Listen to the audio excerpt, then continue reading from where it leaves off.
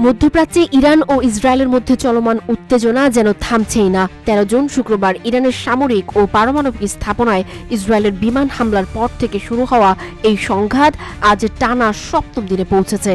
পাল্টাপাল্টি হামলায় উত্তপ্ত হয়ে উঠেছে গোটা অঞ্চল, আর পরিস্থিতির এমন মোড় নিচ্ছে যে আন্তর্জাতিক পরাশক্তিগুলোর মধ্যস্থতা এখন সময়ের দাবি। এই প্রেক্ষাপটে শনিবার এক গুরুত্বপূর্ণ বিবৃতি দিয়েছে রাশিয়ার প্রেসিডেন্ট ভ্লাদিমির পুতিন। তিনি বলেন, ইরান পারমাণবিক অস্ত্র বানানোর চেষ্টা করছে না। রাশিয়া বহুবার এই বার্তা ইসরায়েলকে দিয়েছে বলেও জানান তিনি। রুশ রাষ্ট্রীয় সংবাদ মাধ্যম RIA নোভোস্তি এই খবর প্রকাশ করেছে।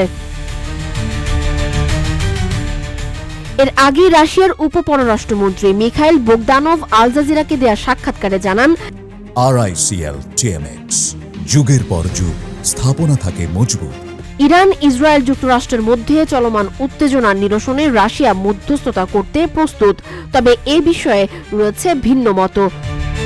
ডোনাল্ড ট্রাম্প দাবি করেছেন, তার জাতীয় গোয়েন্দা প্রধান ইরানের পারমাণবিক কার্যক্রম নিয়ে ভুল তথ্য দিয়েছেন, কারণ এই গোয়েন্দা কর্মকর্তা কংগ্রেসে সাক্ষ্য দিয়ে বলেছিলেন ইরান পারমাণবিক বোমা তৈরি করছে না।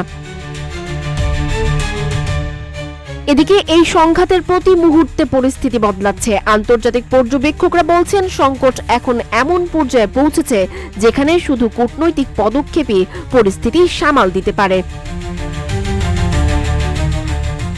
সানজিদা আফরিন, সোনিয়া, রূপালী, বাংলাদেশ।